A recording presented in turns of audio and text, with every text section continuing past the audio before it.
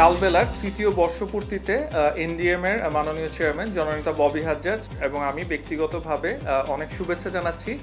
কালবেলার ব্যাপারে একটা কথা বলার আছে, এত কম সময় বাংলাদেশে এত জনপ্রিয় কোনো নিউজ পোর্টালকে আমরা এর আগে হতে দেখিনি। অতএব কালবেলা যে নিউজ প্রচার করছে বা কালবেলাতে যে দর্শকদের যে আগ্রহ, সেটা আসলেই একদমই বাংলাদেশের ইতিহাসে বিরল। তো আমরা আশা করব কালবেলা যেভাবে করে তাদের প্রচারণা চালিয়ে যাচ্ছে তা যেন অব্যাহত থাকে এবং কালবেলা আরও উপরে উঠে বাংলাদেশে 1 নম্বর নিউজ পোর্টাল হিসেবে আত্মপ্রকাশ করতে পারে, সেই শুভকামনা সবসময় থাকবে।